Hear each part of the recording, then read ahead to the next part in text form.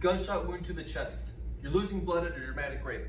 The responding paramedics know how to reduce the chance of mortality due to advances in medical science and trauma training. Let's talk about the main causes of death in trauma situations and list the measures taken to reduce mortality. What are the main causes of death in trauma and what are the factors that contribute to it? The main causes can be summarized as coagulopathy, hypothermia, and acidosis.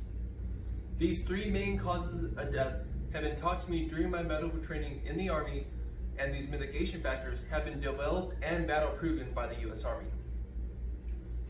Hopefully, understanding this short explanation of the lethal trauma triad, you will have a basic understanding of what responders treat at the scene of trauma.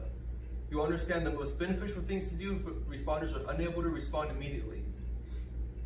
Let's all appreciate that San Antonio, Military City, USA is the home to all the Department of Defense's medical training, as well as the Institute of Surgical Research, which is located within Brooke Army Medical Center's gates. And it has been essential in developing some of the technologies used to save lives every day. Let's start with our body's ability to maintain homeostasis. Number one, coagulopathy. Coagulopathy. Coagulation is your body's mechanism to keep blood inside your body and maintain constant homeostasis. Pathy identifies a system that's not working properly. In a vacuum, i.e., the rest of your body is in perfect shape, your body can seal cuts and prevent blood from escaping. This perfect shape is heavily dependent on the temperature and pH of your blood, as well as availability of the clotting factors. In a whole body trauma, other systems start to stray away from your body's equilibrium, and this causes the coagulation of your blood to not work properly. Your body continues to lose blood, and this means the heat within your blood and your body will not be able to respirate normally and will go into anaerobic respiration, which will result in metabolic acidosis. There are control measures we can take to help the bleeding by physically stopping it with a tourniquet or pressure, or administering tranexamic acid in accordance with the UNC School of Medicine guidelines, which helps the blood's ability to coagulate in trauma situation. Of course, let the first responders administer all the drugs. The patient is losing blood and is not able to keep its temperature, bringing us to the second pillar of the triad, hypothermia. Hypothermia is a decrease in normal body temperature. As your body continues to lose heat, this will have worsening effects on your ability of the blood to coagulate, and this causes a positive feedback loop, worsening the outcome. The best thing to do is ensure the patient is wrapped up in dry, warm clothing. If any fluids are administered, ensure a food warmer is used to at least 40 degrees Celsius. One rule of thumb is if you're not sweating, your patient is going hypothermic and you will need to act. A study conducted at the Butzwasser Hospital in Germany showed that 49% of trauma patients had hypothermia when they arrived to the trauma center. And the last pillar of our trauma triad is acidosis. Acidosis is a decrease in pH in your blood. This is primarily caused by cells not having enough oxygen to do cellular respiration and producing lactic acid.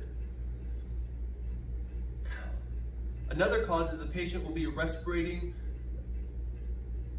be respirating normally, resulting in CO2 not being released from the body adequately. Always ensure your patient has an O2 mask on to help with some of the acidosis. Blood transfusion is required to help deliver O2 to the cells and reduce metabolic acidosis.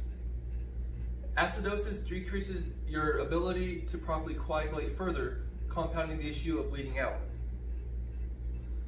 The lethal triad is a positive feedback system which can rapidly worsen and become detrimental to the patient.